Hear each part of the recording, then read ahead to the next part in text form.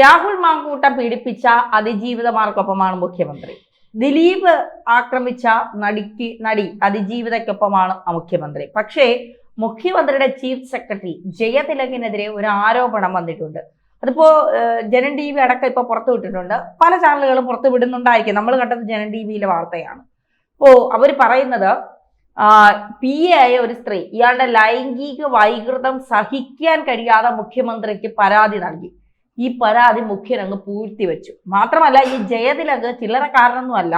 ഇയാൾ ഛത്തീസ്ഗഡിൽ ടൂറിസത്തിന്റെ ഒരു മാനേജിംഗ് ഡയറക്ടറായി നിയമിതനായ സമയത്ത് ഒരു പോസ്കോ കേസും ഇയാളുടെ പേരിലുണ്ട്. അപ്പോ മുഖ്യനെ ഛത്തീസ്ഗഡിൽ അന്ന് അദ്ദേഹം അഡീഷണൽ സെക്രട്ടറി അല്ലേ? അഡീഷണൽ സെക്രട്ടറി ആണ്. ആ പോസ്റ്റിന്റെ കൂടാണ് ടൂറിസത്തിന്റെ ചുമതലയുള്ളത്. മുഖ്യമന്ത്രിക്ക് ഈ അതിജീവിതമായ കാര്യത്തിൽ ചില പ്രത്യേകതകളുണ്ട്. അതായത് CPM-ലെ ഏത് നാറിയും എന്ത് കാണിച്ചാലും അത് പ്രശ്നമല്ല. അത് പിന്നെ തീവ്രത അളക്കാനൊക്കെ ഉള്ള മിഷൻ ഞങ്ങളുടെ കയ്യിലുണ്ട്. ജയതിലകന്റെ അളന്ന് നോക്കിയപ്പോൾ അത്ര വലിയ തീവ്ര പീഡനമല്ല, അതുകൊണ്ട് ഞങ്ങൾ അത് പൂഴ്ത്തി വെച്ചു. മറ്റേ അളന്ന് നോക്കിയപ്പോൾ ശ്രീമതി ടീച്ചർ ഇരുന്ന് അളന്നപ്പോൾ വലിയ പീഡനമാണ്, അതുകൊണ്ടാണ് ലൈംഗിക വൈകൃത. അങ്ങനെയാണെങ്കിൽ ഇത് അതിലും വലിയ ലൈംഗിക വൈകൃതക്കാരനല്ലേ മുഖ്യമന്ത്രിയുടെ കൂടെ ഉള്ളത്? ഇവിടെ ഇഷ്ടം പോലെ ഉണ്ടല്ലോ. അത് ആരാ മോശം? അപ്പോ ഇതിനെല്ലാം വട്ടളവിയോ? എനിക്കറിയാം ഈ വട്ടളവിയോ. നമ്മൾ മതഭ്രാന്ത് എന്ന് ഏറെ കേട്ടിട്ടുണ്ട്, കാമഭ്രാന്ത് എന്നും കേട്ടിട്ടുണ്ട്. ഈ കാമഭ്രാന്ത് കയറി ഗവൺമെന്റിലെ അവിടുത്തെ IAS ഉദ്യോഗസ്ഥന്മാരെ, വലിയ വരുമാനമുള്ള നമുക്ക് മാതൃകകളാവേണ്ട ഉദ്യോഗസ്ഥന്മാരെയും ബാധിക്കുന്നു എന്ന് പറയുമ്പോൾ, ഇവരെല്ലാം പടച്ചുണ്ടാക്കുന്ന സ്ഥാപനം, ഇവർക്കെല്ലാം പരിശീലനം കൊടുക്കുന്ന സ്ഥാപനം മുസൂറി കൂടാതെ കേരളത്തിലൊരെണ്ണമുണ്ട്, institute of management in government. അതിൻ്റെ തലപ്പത്തിരുന്ന് ഇവരെല്ലാം നന്നാക്കിയെടുത്ത ആളാണ് നമ്മുടെ K. ജയകുമാർ. അദ്ദേഹമാണിപ്പോൾ തിരുവിതാംകൂർ ദേവസ്വം ബോർഡിൻ്റെ പ്രസിഡൻ്റായിട്ട് ശബരിമലയിലെ കാര്യങ്ങളൊക്കെ ശരിയാക്കാൻ. എങ്ങനെ ശരിയാകുക? ഈ സിവിൽ സർവീസിലുള്ളവരും മോശമല്ലെന്നാണ് സാധാരണഗതി നമ്മൾ വിചാരിച്ച. എല്ലാം രാഷ്ട്രീയക്കാർ, അവരുടെ ആണെങ്കിൽ നമുക്ക് ലിസ്റ്റ് എന്ന് പറഞ്ഞൊരു ജംബോ ലിസ്റ്റ് തന്നെ ഉണ്ടാക്കാനുണ്ട്. പക്ഷേ ഇപ്പോൾ തെളിയുന്നത് IAS-കാരും അത്ര മോശമല്ലെന്നാണ് തെളിയുന്നത്. ഞാൻ ജയകുമാറിനെ ഉദ്ദേശിച്ചല്ലേ പറയുന്നത്. ഞാനിപ്പോൾ നമുക്ക് കിട്ടിയ ആളിന് ജയതിലകൻ, അദ്ദേഹത്തെ ഉദ്ദേശിച്ച. ജയതിലകനും N. പ്രശാന്ത് അദ്ദേഹത്തിൻ്റെ കീഴിലുള്ള ഉദ്യോഗസ്ഥൻ നടന്നപ്പോൾ നമുക്ക് കേട്ടോ, IAS വേണ്ടാന്നും പറഞ്ഞ് ജയതിലകനെതിരെ കുരിശുയുദ്ധം നടത്തിയ ആളാണ് N. പ്രശാന്ത്. അദ്ദേഹത്തിനെതിരെ നിയമവിരുദ്ധമായിട്ടുള്ള പ്രവർത്തനങ്ങൾ, ചട്ടവിരുദ്ധമായിട്ടുള്ള പ്രവർത്തനങ്ങളിൽ ഏർപ്പെട്ടു എന്നുള്ള മെമ്മോയും ഒക്കെ കൊടുത്ത് വിശദീകരണമൊക്കെ ചോദിച്ചു. ഇയാൾക്ക് എന്നോട് വിശദീകരണം ചോദിക്കാൻ ഇയാൾക്ക് യോഗ്യതയില്ലെന്നും പറഞ്ഞായിരുന്നു പ്രശാന്തിൻ്റെ നിലപാട്, N. പ്രശാന്തിൻ്റെ. ഈ ജയതിലകൻ എന്ന് പറയുന്നത് ഞാൻ കേട്ടിടത്തോളം നമ്മുടെ ചർച്ചകളിലൊക്കെ വന്നിട്ടുണ്ട് ദൂരദർശനിൽ. നല്ലൊരു കഴിവുള്ള ഒരു ഉദ്യോഗസ്ഥനാണ്. വിളിച്ചാൽ വരികയൊക്കെ ചെയ്യുന്ന കാര്യങ്ങളെക്കുറിച്ച് കാര്യഗ്രഹണശേഷിയും അടവുള്ള ഒരാളായിട്ടാണ് നമുക്ക് അതിനെക്കുറിച്ചൊരു വിവരമായിട്ട് തന്നെ അറിയാൻ കഴിവുള്ള ഒരാളുമായിട്ടാണ് നമ്മൾ കണ്ട കഴിവുറ്റ ഉദ്യോഗസ്ഥൻ. ചീഫ് സെക്രട്ടറി ആണല്ലോ ഇപ്പോൾ. അങ്ങനെയാണെങ്കിൽ ഇപ്പോൾ പുറത്തു വരുന്ന ആരോപണങ്ങൾ പോലുള്ള ആരോപണങ്ങൾ ഇതിപ്പോൾ അക്ഷരങ്ങളായിട്ട് വരുന്നു, മറ്റേത് വചനങ്ങളായിട്ട് വന്നു എന്നല്ലേ ഉള്ളൂ. ആരുടെ? രാഹുൽ മാങ്കൂട്ടത്തിനെതിരെ.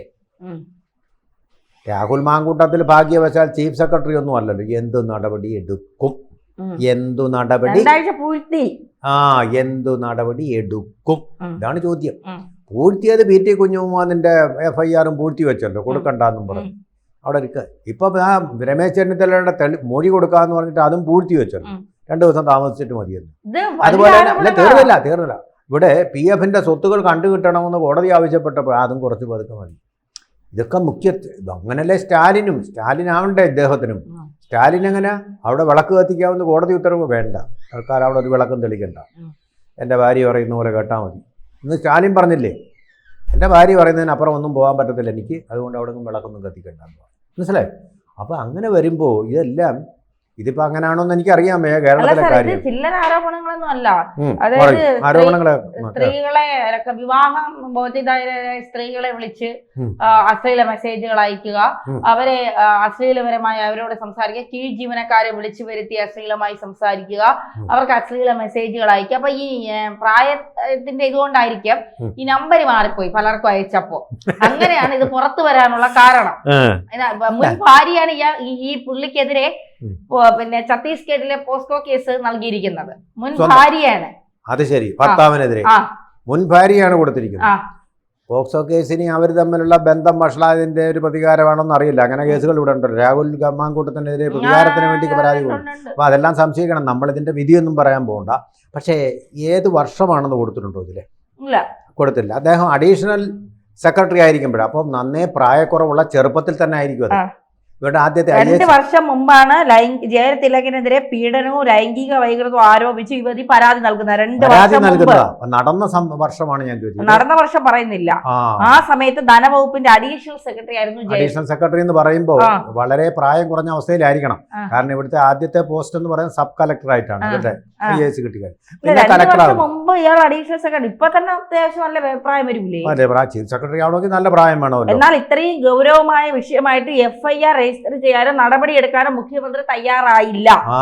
അപ്പൊ അതാണ് രാഹുൽ മാങ്കൂട്ടത്തിനെതിരെ എന്തുവായിരുന്നു പടപ്പുറപ്പാട്. അവിടെയാണ് നമ്മൾ കമ്പയർ ചെയ്യേണ്ടത്. അതിജീവിതയ്ക്ക് നീതി വേണ്ട. അതെ. എന്നിട്ട് പിന്നെ ലൈംഗിക വൈകൃതമാണെന്ന് വരെ പറഞ്ഞു. ഈ കളവൻ ഈ കാണിച്ചത് ലൈംഗിക വൈകൃതമായിട്ട് വരത്തില്ലേ? എന്താ മുഖ്യമന്ത്രി മിണ്ടാത്തത്? ലൈംഗിക വൈകൃതം കാരണം എന്താ പറഞ്ഞോ? രാഹുൽ മാങ്കൂട്ടത്തിൽ ഇദ്ദേഹത്തിന്റെ രഹസ്യങ്ങളൊന്നും കയ്യിൽ പിടിക്കുന്ന അദ്ദേഹം വായി തോന്നുന്നു വിളിച്ച് പറയുന്നു, അത്രേ ഉള്ളൂ. എടാ വിജയാന്ന് വിളിക്കുന്നു. ഇദ്ദേഹത്തിന്റെ അടുത്ത് പോയാലേ ഫയലുകളെല്ലാം വെച്ചിരിക്കുന്ന ഇദ്ദേഹത്തിന്റെ അടുത്താ. 1-2 എണ്ണം എടുത്ത് ലീക്കി കൊടുത്താൽ മതി, സ്കൂപ്പായിട്ട് പത്രങ്ങളിൽ വരും. അങ്ങനെയാണല്ലോ ഈ എക്സ്ക്ലൂസീവുകളൊക്കെ പത്രങ്ങൾ കിട്ടുന്നത്. ഈ 2 എണ്ണത്തിന്റെ ബ്ലാക്ക് ആൻഡ് വൈറ്റ് കോപ്പി എടുത്തിട്ടേ പത്രം ഓഫീസിലോട്ടൊന്ന് അയച്ചു കൊടുത്താൽ മതി. പിറ്റേ ദിവസം ഹെഡ്ലൈനാ, തീർന്നു മുഖ്യമന്ത്രി. പിന്നെ അപ്പൊ പിന്നെ FIR ഇടാൻ പറ്റുമോ? ഇതാണ് സംഭവം.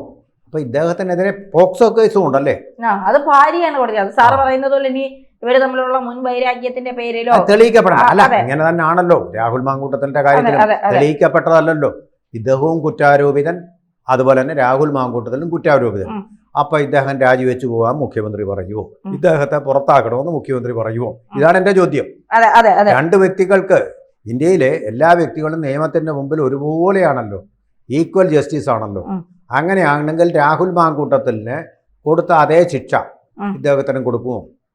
ഇദ്ദേഹത്തിനെ അറസ്റ്റ് ചെയ്യേണ്ടതല്ലേ? അറസ്റ്റ് ചെയ്യാൻ വേണ്ടിയല്ലേ പോലീസിനെ നിങ്ങൾ പിന്നെ തമിഴ്നാട്ടിലേക്കും കർണാടകത്തിലേക്കും ഒക്കെ അയച്ചത്?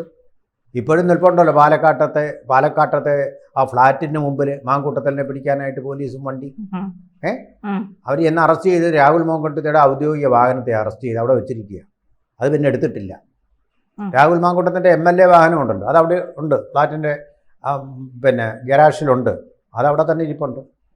അതിനെ അറസ്റ്റ് ചെയ്ത് പോലീസും നിൽപ്പുണ്ട്. രാഹുലിനെ കിട്ടിയില്ലെങ്കിൽ കാറ് എന്ന് പറഞ്ഞോട്ടെ. അപ്പം അങ്ങനൊരു സംഭവമാണ് നടന്നുകൊണ്ടിരിക്കുന്നത്. അപ്പം അങ്ങനെയാണെങ്കിൽ ഈ ജയതിലകനെ അറസ്റ്റ് ചെയ്യേണ്ടതല്ലേ? മുഖ്യമന്ത്രിയുടെ ചീഫ് സെക്രട്ടറി ആയിട്ട് തന്നെ ഉണ്ടല്ലോ. അറസ്റ്റ് ചെയ്തിട്ടില്ലെന്ന് മാത്രമല്ല, FIR പോലും രജിസ്റ്റർ ചെയ്തിട്ടില്ല. സ്ത്രീകൾക്കെതിരെയുള്ള പീഡനമല്ലയോ ഇതും? സ്ത്രീനീതി എവിടെ മുഖ്യമന്ത്രി? രാഹുൽ മാങ്കൂട്ടത്തലിൻ്റെ അപ്പം രാഷ്ട്രീയമായിട്ടൊരു നാടകമല്ലേ നിങ്ങൾ കളിച്ചത്? എന്തേ ജയതിലകനെതിരെ നടപടിയെടുക്കാത്തത്? പറയൂ.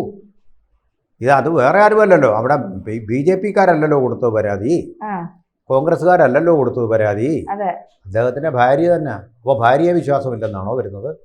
അദ്ദേഹത്തിൻ്റെ ഭാര്യ എന്ന് പറയുന്നത് തീരെ മോശമായിട്ട് സ്ത്രീയാവാൻ സാധ്യതയില്ല. കാരണം അത്യാവശ്യം വിവരമുള്ള ആകാനേ ആ ക്ലാസ്സിൽപ്പെട്ട എലീറ്റ് ക്ലാസ്സിൽപ്പെട്ട ആൾ തന്നെ ആയിരിക്കുമല്ലോ.